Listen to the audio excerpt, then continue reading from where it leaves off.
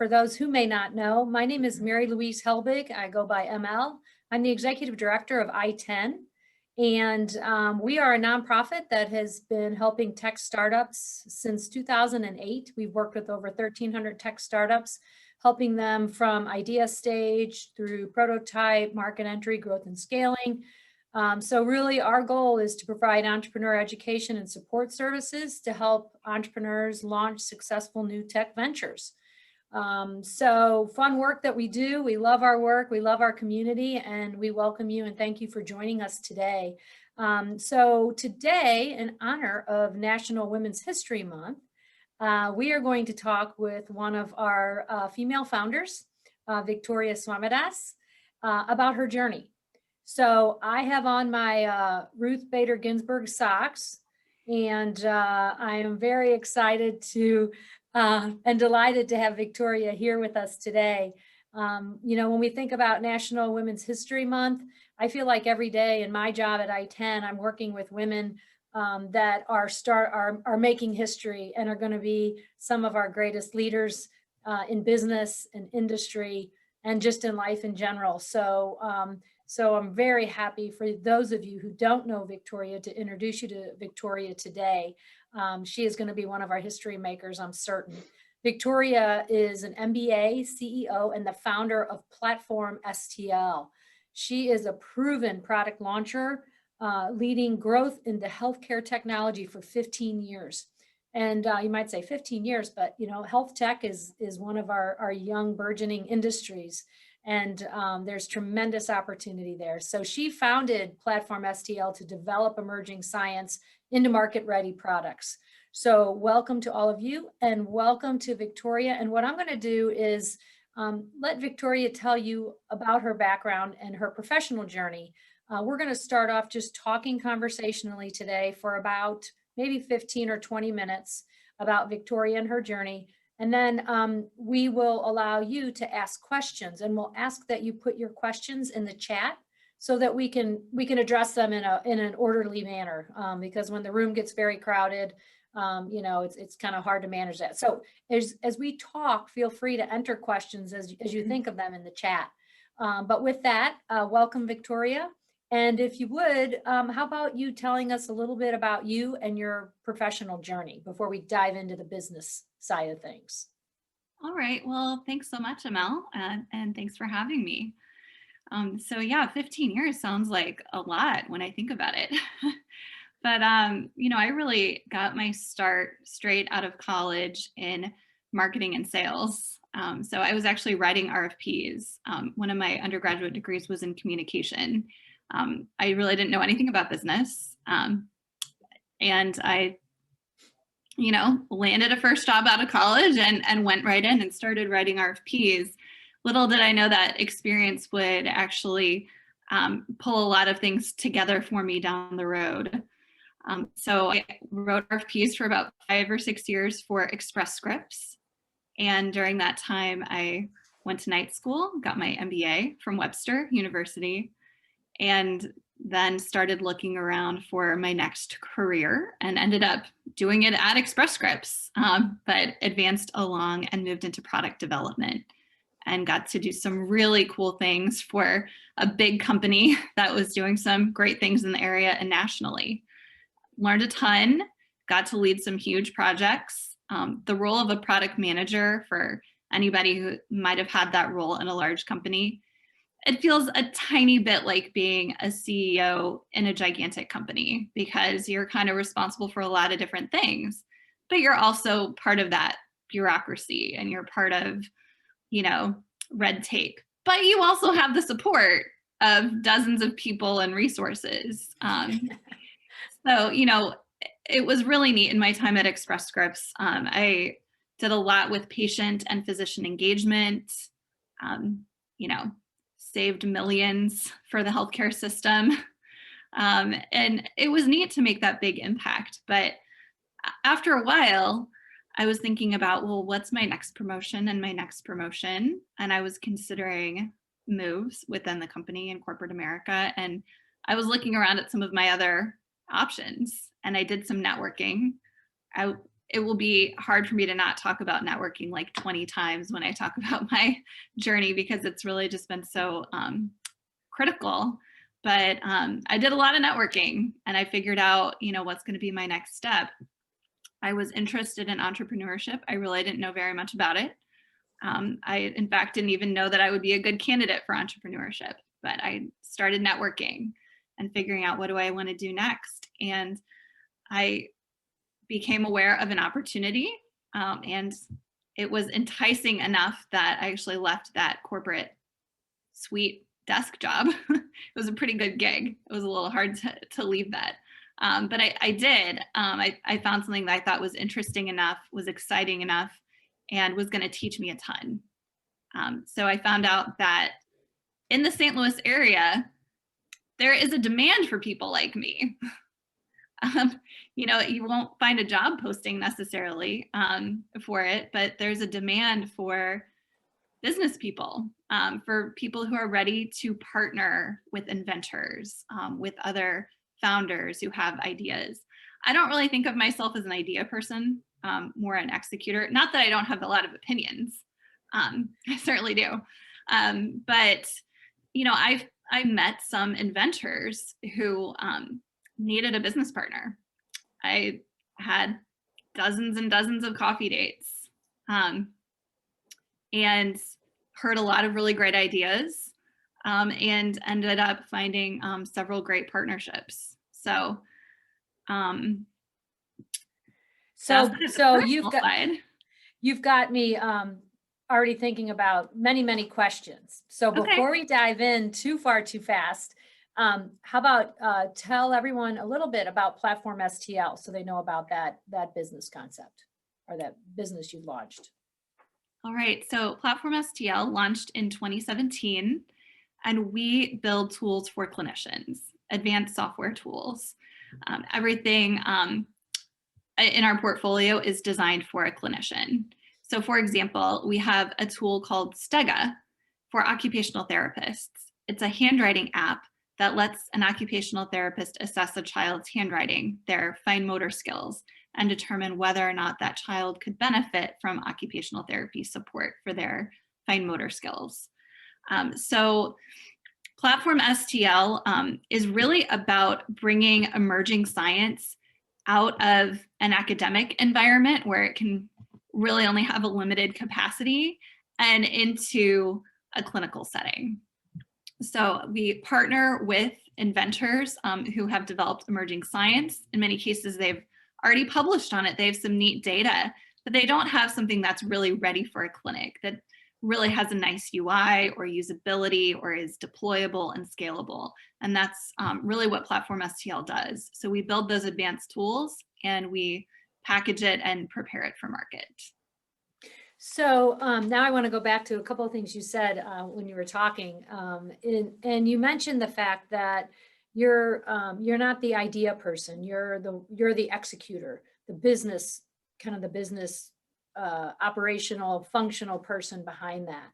So talk a little bit more about that. So how does that work? I mean, how do you find your partners? How do you kind of align and then find the idea people, if you're the business operations person, to look at and vet an idea and potentially a new partner, and then take it to market?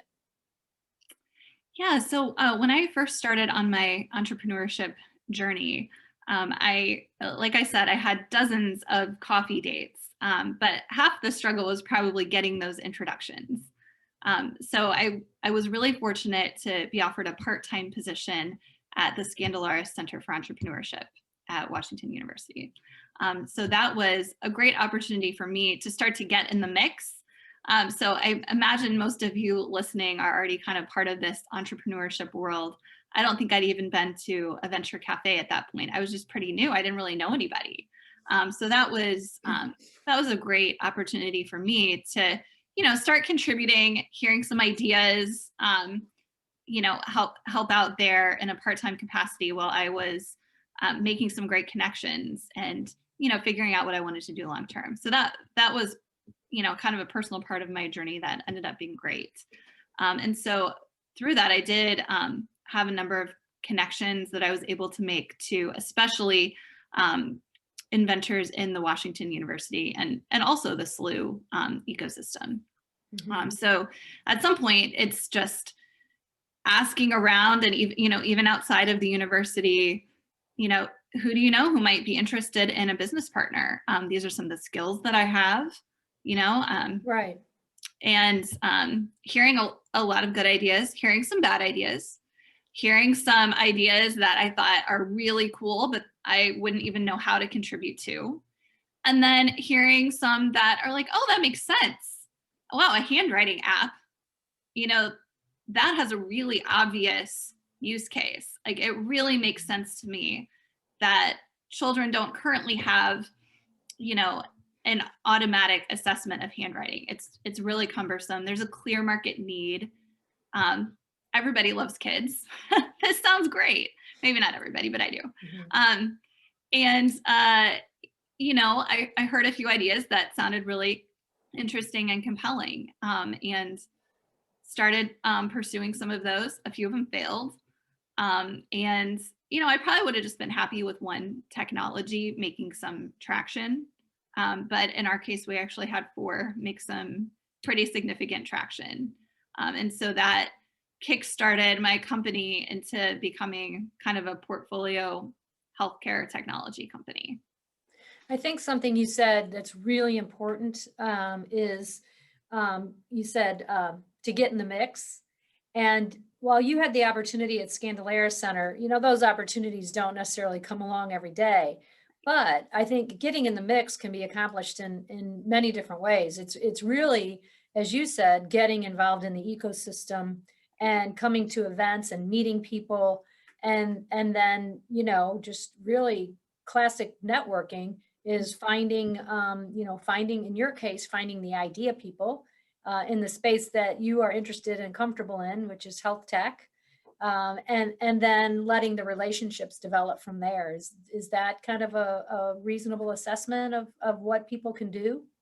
Absolutely. And, in my case, I was kind of networking for ideas. I was also just kind of exploring and figuring out what exactly do I want to do. So I was meeting mentors and also peers and just kind of getting feedback. Went to Venture Cafe and practiced my elevator pitch quite a lot. It was pretty clunky, and it keeps on changing. But I also eventually was looking for software engineers when I saw that we might become funded. And networking is also how I was able to meet the great team that we have at PlatformSTL. Primarily. So when you came across ideas, and kind of what was your framework for vetting those ideas? Definitely a sit-down conversation. At the time, it was pre-COVID, so face-to-face. But in my case, seeing something written down was really important to me. So, without getting into too many details, I, was interested in pursuing grant funding, especially SBIR grant funding. And so I, in particular, was looking for ideas that could be a good candidate for SBIR, but that were also a good fit for me to contribute to and might fit well with my health tech background. So, that narrowed things down, those 2 things in itself pretty quickly. But yeah, a lot of ideas can sound cool, I guess. But, you're going to whittle them down even more if you ask to see something written. That's been my experience. And so when you in the health tech space, I'm wondering if you could share with everyone, the commercialization pathway for health tech is somewhere in between kind of, either B2B or B2C tech. And the other end of the spectrum would be the kind of bioscience, which is requires clinical trials and, drug and device kind of thing. And health tech kind of is somewhere in between that. It's neat. Yeah, right? it gives the ability to potentially go to market or make revenue much sooner than I thought, and sooner than had been predicted. We're not quite there, but I think we're almost there. Of potentially getting our first customer in a B2B capacity. So yeah, to your point, this isn't developing a drug. So we don't need long-term clinical trials. But there's just the development work of building a robust app, having enough funding to secure that, and develop something that's really scalable and robust can certainly take time, but also takes time to validate things from a clinical perspective. So in the example of our tool for occupational therapists, so we've already de-risked this a little bit. So we've gotten to try it out with about 60 children and demonstrate that this works, but we're planning to do a study with several hundred children. And so we're going to need that type of proof point to sell to clinicians who are going to expect that we've published, that we've demonstrated this from a clinical perspective. So yeah, it is different. Yeah, so we see at ITEN more and more health tech companies starting up, which is not surprising. Can you talk a little bit more? So what would validation look like in your space? So it's a trial with a couple hundred participants that maybe goes over some, like what period of time. And I guess too, depending upon the technology, the time can be different. Some things can be, I guess, validated in a month where other things might take 6 months. But can you kind of talk to, in the health tech space, what's the proof point that you need to have in hand? That's a great question. And my experience so far has been that it really does depend on the specific technology and application. So for example, if it's a tool that somebody is using, not directly with patients, I mean, I guess it's conceivable that, maybe there wouldn't even need to be a clinical validation. The products that we work on do need some clinical validation. So, in the case of our occupational therapy tool, there isn't one obvious answer. So in that case, we're not likely to need FDA approval. Right. But we need to have, well, for one, we need a large enough moat, to prevent others from just, developing the same app. So we're definitely going to want, several hundred participants. But, we've gotten feedback from, others in this space who have related occupational therapy products that it might be even more than that. Whereas another technology that my company has put together for a kidney biopsy imaging technology, we're going to be able to potentially develop on that faster because it's more about, validating a number of slide images, which is a very different pathway from, physically bringing a child in and doing a series of tests. So it's just a completely different model.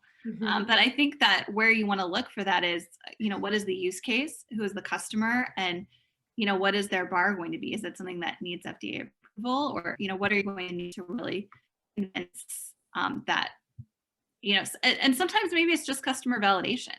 I mean, that's possible too, having, some beta adopters.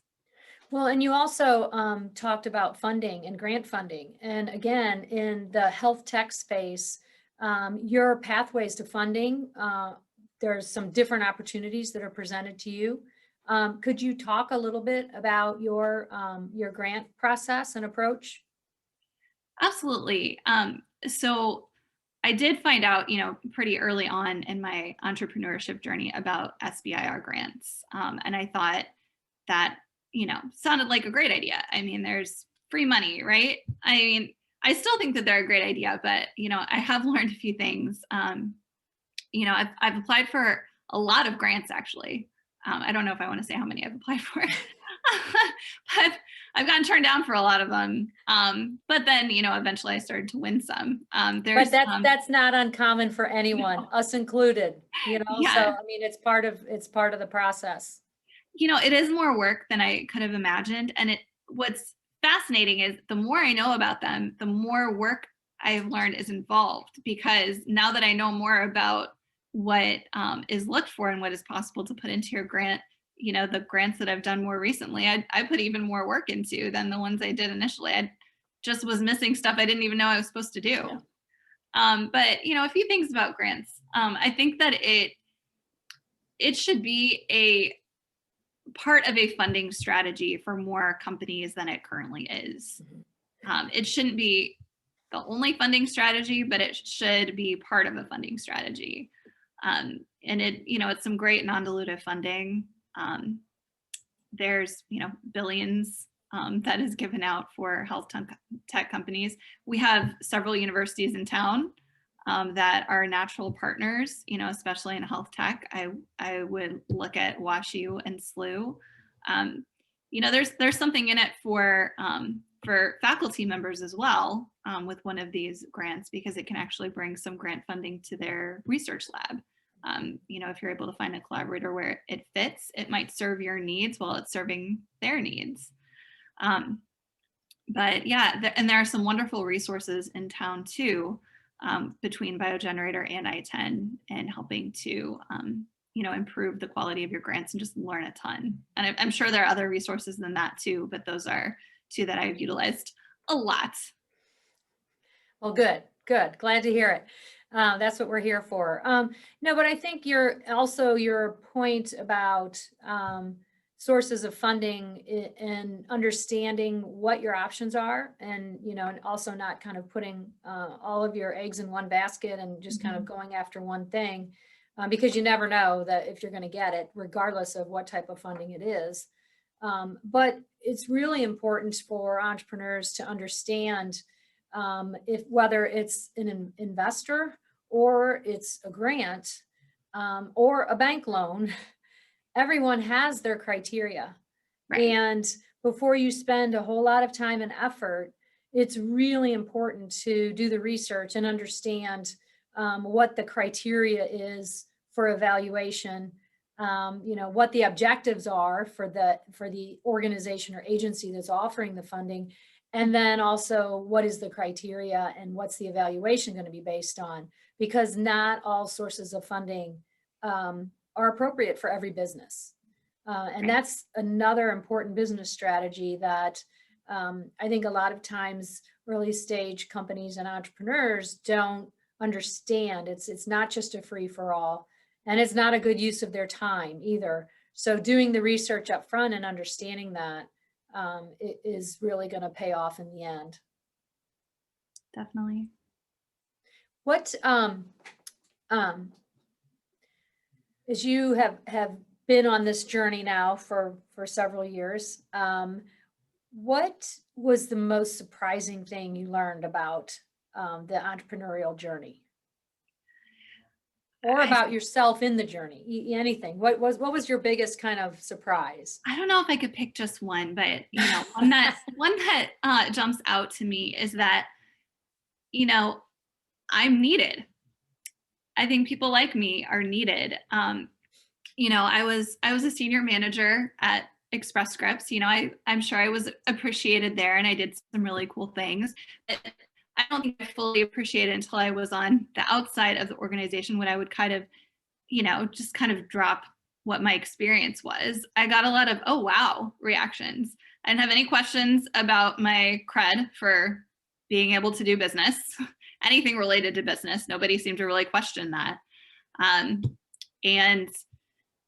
I hadn't done entrepreneurship before. That was, obvious. But, I found out there really was a need and a desire for people in this ecosystem to find doers, to find, CEOs and partners and founders. And, I found out that my, all of the different things that I worked on, even doing the RFPs when I was 22, I learned a lot doing that. I learned some really tangible skills that have served me very well. When I applied for my first SBIR grant, and I mean, it's just so much more involved than I could explain. I mean, probably some of you on this call have done it, but there's, trying to get it all to submit online. I mean, it's just a lot of pressure. And for me, if I hadn't had to do complex managed care RFPs when I was 20 something, I would have been really intimidated at that moment. So it was just really interesting to me how RFPs wasn't anything that I wanted to pursue long term, but that's just one kind of funny example of, wow, these things that I've worked on in the past, you know, difficult personalities that I worked with, and, you know, marketing campaigns that I did, you know, all of these things that I accomplished in a very different type of environment have still really served me well. And in fact, the job that I'm doing right now, in a lot of ways, it feels very similar to a lot of things that I did as a product manager for a very large company, because now just on a day-to-day basis, you know, I do things like IT project management and product management and, you know, making sure that tools are completed, that they're excellent, that they're on time, that they're in budget. So it's been really amazing to me how the things that I'm working on right now really are drawing from just, you know, more than a decade of experience before I even entered entrepreneurship. It's a good feeling too. Yeah. So you definitely are wearing many hats Oh on the yeah. operational side of the business. What keeps you awake at night? You know, I'm in a really good spot right now. And, you know, it's nice to hear a positive story every once in a while, right? And my positive story right now, I was sharing with my team the other day, like, we're in this nice spot right now where we're funded. We have a phase 2 STTR grant. We're funded. We're doing R&D. We don't have a client yet. And we have a really clear vision for our objectives, for what we're going to build, for going to market. You know, we have clarity on what we're doing. It's a really good feeling when you're working and you know, okay, this is what we're going to accomplish. It's hard and it's challenging, but we can do this. We're even funded. I'm like, it is not always like this. You know, this is a so how many window in people are on time. your team Huh? right now? How big is your team right now? So there are 5 of us. You know, we just extended our new hire. But so to answer your question, like some of those, you know, typical things that might keep people up at night about business operations and things like that, the things that used to keep me up at night when I worked for a larger company, where there were millions of patients, you know, on the other end of products that I was working. We don't have that type of stress, but the things that come to mind as the most important to me that I really want to do well are definitely my team. So we have a rock star team at PlatformSTL. We have a user interface designer, we have 2 outstanding engineers, and we have a senior business analyst. And they're all just outstanding individuals. And we've got a great dynamic going, you know, that like if we could bottle it, team dynamic, it's just really cool. It's effective and it's fun. And I think a lot about just wanting to keep that going. Because, you know, after having worked on a lot of teams across the years, I know that, again, it's not always like that. So it's enjoying those moments while you have it and trying to figure out how do we keep doing this well. That's great. So you've got your team of 5, you've got funding, and so right now you are in the validation kind of trial stage, piloting stage. We're actually past that. So we did that in phase 1, and that had its own level of stress. It might be why I feel entitled to, you know, take a sigh just for a split second, you know, when it's probably rare in the entrepreneurship journey that you might be able to take just a quick breath. But now we're in the scale stage and enhanced stage. So since we de-risked during our phase 1, we're developing the heck out of our application in phase 2. Now, as you add new product components to your platform, do you have to go back and do validation or piloting each one of those on the platform? Will you have to do that so that, like, you have the handwriting application now? So if you get another tool or application that you put on the platform, will you then, from a product standpoint, go back and go through the kind of the pilot validation testing on that in order to then launch that? That's a good question. So I shouldn't say that we're completely done with validation. We're done with the initial de-risking, but we have a fantastic partnership with a lab at WashU and inventors there who are, you know, we're able to move quickly because we're both moving kind of in our own lanes. So my company is working really fast to develop and enhance our web tool. And then WashU is working very rapidly to validate and enhance an algorithm that's really the secret sauce of our tool. So we're really doing that hand in hand. So yeah, there is definitely a question when you get so far down the line for FDA approval and things like that. Would you have to have a snapshot or a point in time? Honestly, we're still figuring out some of those answers too. Yeah, yeah. So is there any advice you would give to an entrepreneur that might just be getting started? Yeah, you know, the St. Louis ecosystem is very friendly. And there, you know, if you're already participating in Venture Cafe, you're probably off to a good start, because that means you're engaged and you're meeting people. And I think that's fantastic. You know, early on, it can be, you know, talk to whoever you have time to talk to. And later on, you know, you might be a little more selective as you find your focus. But, you know, whether you're an idea person or not an idea person, there's looking for the idea, and then there's also looking for the right people that you want to work with. What's gone really well for me is I've been able to work with some great people who had complementary skill sets, meaning we didn't necessarily have a lot of overlap, but it definitely meant that we were stronger together.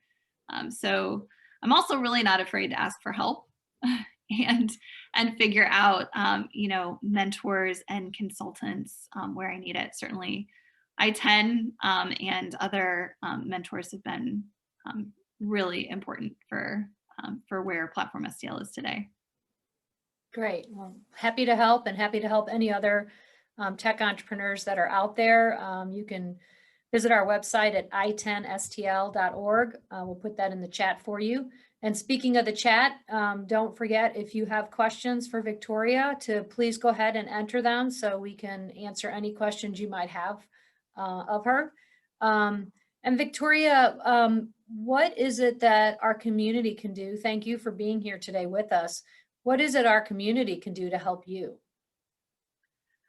You know, definitely stay in touch.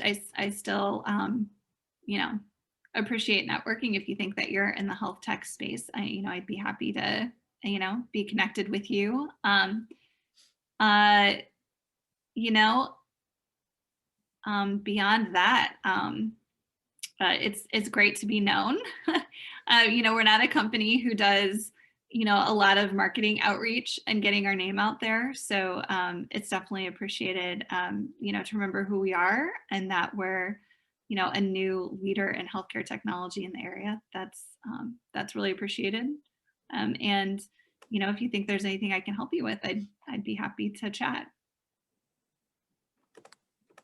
How should people, what's the best way for people to reach out to you? Through our website, they can can find me on LinkedIn, or you can email me at victoria@platformstl.com. Okay. Put that in the chat. Thank you. Okay. And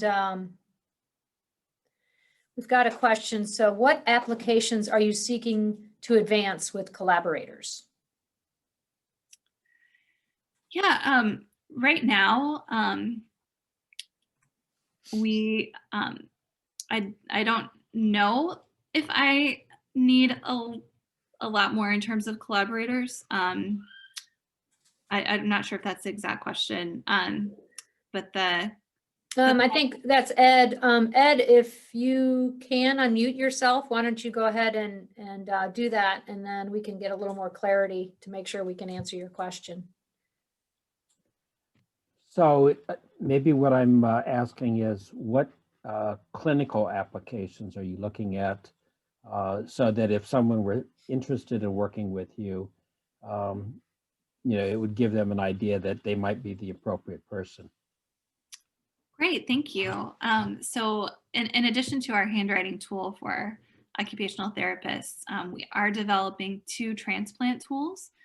So one for pathologists for kidney imaging. So really anyone in the transplant space might be interesting to talk to, whether in organ procurement or transplanting hospital.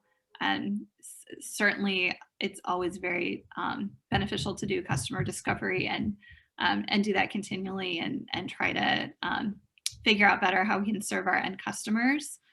And then I think that would probably be our two biggest, sources of, collaborators right now and interest in just really getting more connections. Great, thank you. Thank you. Anyone else have any questions for Victoria or for us? Happy to answer them. I got a direct message, so. Oh, okay, go ahead. Thank you. So the question is, do you have any advice on people who desire to be a venture capital consultant or developing such skills? So that hasn't been my specific journey, but I know a few people who have. So if you were, kind of interested in a connection, please feel free to email me. I'd be happy to, share my network. But the few rock stars I know who have kind of gone down that route, some things that I've noticed about their background is, in a few different capacities, they've gotten to potentially pursue their own idea, but more likely gotten to hear a ton of ideas, like hundreds of ideas. So, I can think of somebody who regularly served as a judge for the LEAP competition. That's Washington University's one of their entrepreneurship competitions. So the people I know who have gone on to do venture capital consulting have just heard a ton of ideas and gotten really plugged in and gotten a great sense for like, well, what is a good idea? What isn't? What are the right questions to ask? What are the right things to look really critically at? I would share, I worked on a M&A team earlier in my career and have worked with VC firms. I would say that what you're really doing is you are an analyst. Okay, so you're going to look at all these ideas and you're going to decide if they're worthy of investment or not. And in order to do that effectively, you have to have sound financial skills. So you need to be able to read financials and understand financials. You also need to understand, have a good understanding of market research, particularly related to market opportunities and customer segmentation, those kinds of things, because you've got to know if someone is selling you dog food, what is the market for dog food and what are customers buying and why, and you may not know that, but you need to know how to get to the answers to that for whatever it is for the business that you're looking at. What you're really going to try to do is peel apart a business model to see how substantive it is. So having those financial and marketing analytic skills would be valuable. And to Victoria's point, you can start to understand how people look at and evaluate businesses by getting involved in some of the competitions that happen throughout St. Louis as a volunteer, judge or things like that. That would be a good pathway. So got a question here, Victoria. What is the pricing model for any of the 4 tools listed at PlatformSTL.com? So we are primarily offering products as software as a service, but we definitely don't have a cookie cutter approach to our business model. In fact, I would mention, at least for one of the technologies that we've developed, PlatformSTL has identified that we're actually not the company that's going to be the fastest in bringing this to market. So we're actually actively looking for a large industry partner to, physically take that product to market. Whereas we've developed the software, there's some other components. So that's kind of the business model we're pursuing there. But for things like our occupational therapist tool, the handwriting tool, that is plan to be software as a service that's going to be available on a subscription basis. Okay. One thing I forgot to mention for the VC question, the other piece of that is industry knowledge. So if you have work experience, you know, in a specific industry, that's valuable because you understand the business and how it works in that industry sector. So that's also, you know, it's not a prerequisite, but a lot of VC firms focus on certain industries. So then they'll look for people with that industry experience and knowledge. So that would be the third component I forgot to mention, just that I'd throw that in there. You can always learn other industries, but it's beneficial if you have that experience already. That would be valuable. All right. Any other questions anyone have? Hi, Victoria. How do you stay so awesome with positive energy? And what do you think are the most important things to know to successfully manage a diverse team? Great question. All right. Hi, Pat. You know, working with good people definitely helps. You know, my team is just phenomenal. I mean, every last one of them, you know, all 5 of us. It's definitely the cream of the crop. They're really high performers. You know, one of our engineers, you know, the day I met him, you know, he'd made a connection and he said, yeah, you know, I was really wanting to sit at the smart kids table. That's really what I'm looking for. I'm like, this is great, you know? So just getting to work with, you know, really cool people certainly helps. And that's probably universal. You know, if you like who you work with, you're going to be a lot happier. But, you know, with that, you know, I feel really good about what I'm doing. And, you know, it was good in the corporate days, you know, making the use of prescription drugs safer and more affordable. Like I felt good about that. But, you know, I feel really good about, you know, making some products come alive that probably would have just been sitting on the shelf potentially and might not have really come alive. That it is a really good motivating feeling to know that that you're helping something potentially come to market that might not have ever been. So thanks for saying that I seem positive. But yeah, what are the most important things to know about managing a diverse team? Yeah, that's a really good question.